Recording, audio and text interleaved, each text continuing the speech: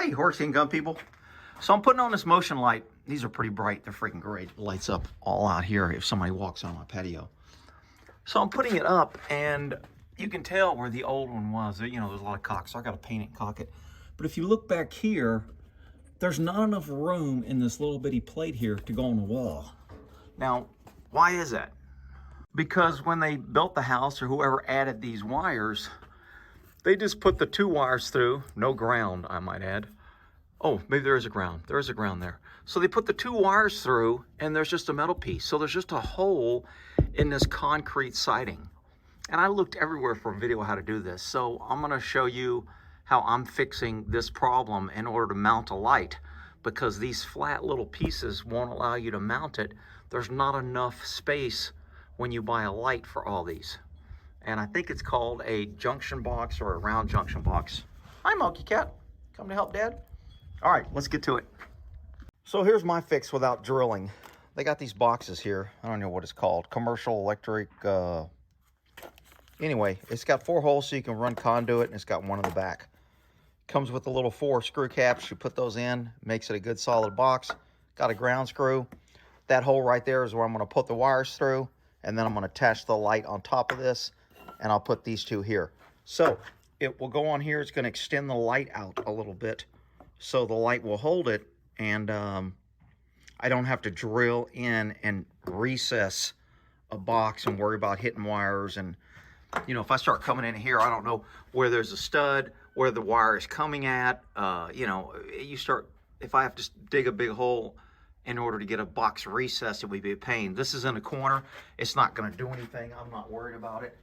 This little box right here is going to extend this out that far, which is probably better because it's so close to the wall here. I'm losing some light right here.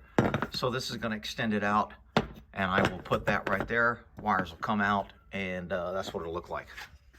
Pull the light off. Got this. I had to put this out so I could get a little grabbing on it last time.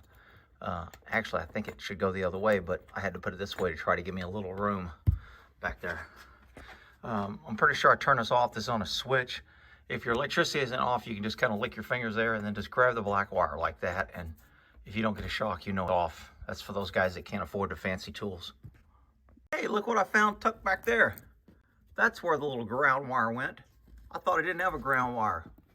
He just tucked it back there. We don't need that. I'll pull that out and ground the box. So this little latch here can either go here if I wanted to adjust it, or here. Pretty good design box. My ground wire is right back there. I'm going to put that ground wire on there, probably run a thing off and ground my other thing also.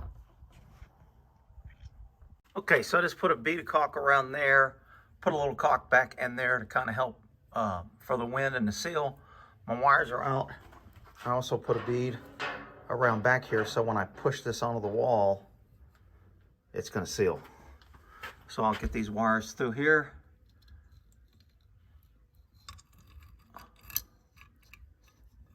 And then I'll hang that up and seal that, screw it on. Okay, put a screw here, screw here. I'm mounting.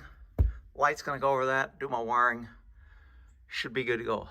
A lot better, less airflow. Put some caulk in there and around the inside of this beam here. Let me get my wiring, hook up my light. Trying to hold and wire these without dropping a light. I just got a little piece of hay string, tied a little loop, hooked that on there.